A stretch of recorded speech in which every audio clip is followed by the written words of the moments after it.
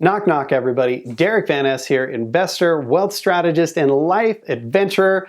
And I want to talk to you today about a hot topic that comes up all the time. And that is the question of, should I pay my house off early? I know you've probably had this thought hundreds of times. Maybe you wake up every single day going, should I pay my house off early? I don't know. By the end of this video, you're going to totally know whether you should, what the pros and cons are. And I'm going to throw a twist in here at the end, a little wrinkle that nobody's talking about. I think is so important when making this decision for yourself. So let's just start from the beginning. Why do people want to pay their house off? People think that if you don't have debt, you're going to be free. And there's some truth to that. I think that debt can be a very constructive thing, and there's a million ways to use it to get an education, leverage yourself into buying cars, houses, real estate, investments, a million other things, building a business. That's not what this is about. But having debt on your house scares a lot of people because for most people, it's their biggest expense. And they just think, if I could get rid of that expense, my life would be so much better. And that might be true, but we need to look at the whole picture here, right? So what do you have to do to pay your house off early? You either need to have a lump sum of money, or you need to have chunks of money that you can pay monthly or quarterly or annually to pay your house down faster than most people's 30-year mortgage, right?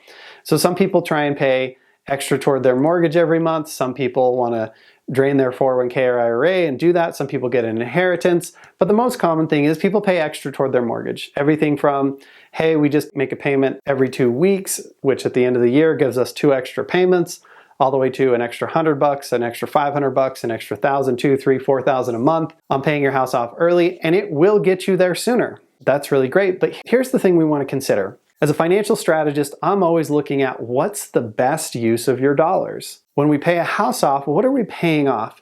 We're paying off really cheap, really long-term debt. Now, the thing about that is it's really cheap. As a 3% mortgage, which a lot of mortgage rates are at right now, and I suspect they will be for the near future, you're kind of saving 3% interest on your money. Now, it's true, over 30 years, 3% can be a lot of interest. But the question is, or if I could save 3% over here, or I could take my dollars and go somewhere else and do something else with them, is that other thing going to be better or worse for me?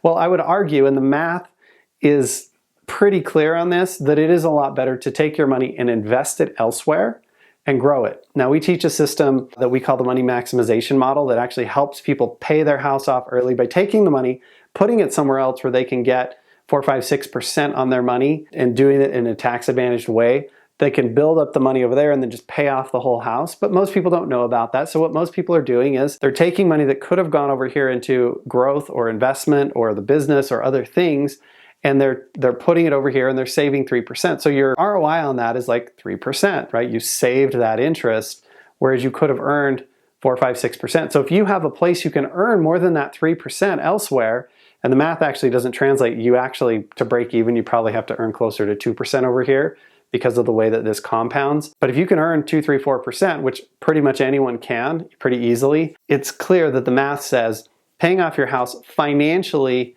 is not a great idea. Now, I want to talk about more than that because some people might say it's still worth it to me. Totally get that. Here's the real danger in paying your house off early, and I want you to consider this. So here's the problem. If you take money that could have gone elsewhere and you put it into your house, it's stuck in equity, right? So you could have put it into an investment account, a savings account, other stuff, but instead you're putting it toward paying off your house. So what that means is you're cash poor, and over time you might be equity rich. Now, people think equity in your house is a really good thing, but here's the problem with equity in your house. 2 main things. One is your dollars are dead. They are no longer earning for you. They're not making the house go up in value. They're not saving you taxes. They're doing zero, except you owe less on your house, right? Now, the second more important thing is they're illiquid. Now, people say, oh, well, I can go to the bank, I can get a mortgage, second mortgage, HELOC, refinance my house, and that's all great. It is until it isn't.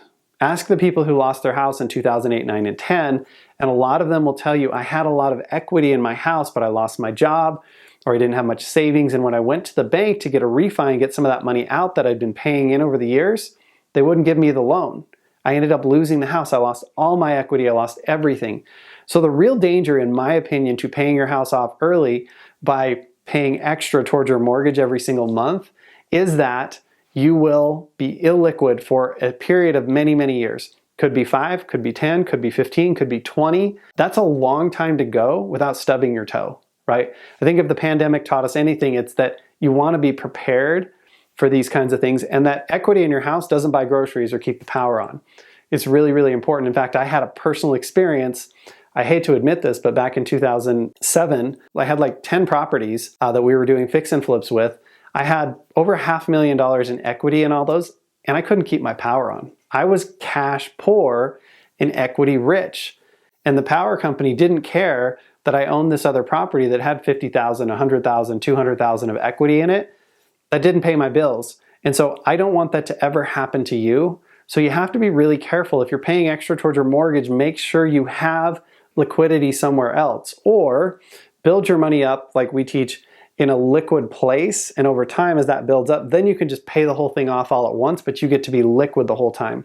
So the real danger there in my mind with paying your house off early, in addition to it not being a high interest rate in most cases that you're earning on that money, plus it's dead once it goes into equity, plus now you're illiquid, makes it a pretty scary and pretty daunting thing to do.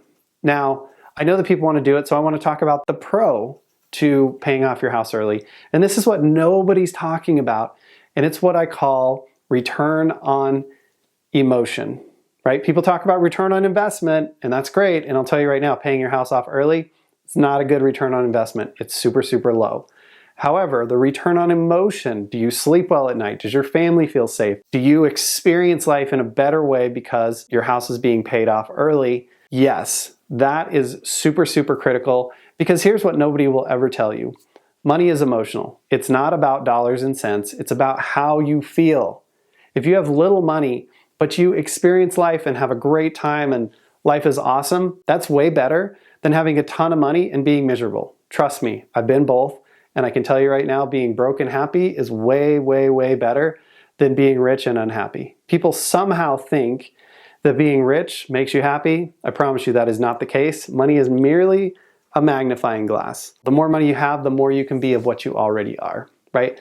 So if you're unhappy when you're broke, you're probably going to be unhappy when you're rich. So get the happiness piece in place as you build your empire, as you pay off your house. It's much, much better. So return on emotion, super, super important to weigh into the equation. It's never going to be the best financial decision to pay off your house. I can just tell you that unequivocally. However, it might be the best emotional decision. And if you want to have the best of both worlds, there are systems, okay? In just a sec here, I'm going to show you the video where you can go and I break this down of how can you build up cash to pay your house off, stay liquid the whole time to be able to handle the ebbs and flows of life, and still get there in the same place, right? But if you find this information valuable, before you go, hit that like button, subscribe down below. If you subscribe, please leave a comment, let us know you're here. I will personally welcome you to the family. And I just want you to know, paying off your house, there's not a right or a wrong decision. You just have to weigh it out. Financially, it's probably not the best decision you can make as far as ROI, but the emotion might be worth the trade-off, and that's for you to decide. If you want to see a breakdown of all of that, the dollars and cents, and how you can actually safely pay your house off quickly, then watch this video right here, and we will see you on that one. Thanks for stopping by.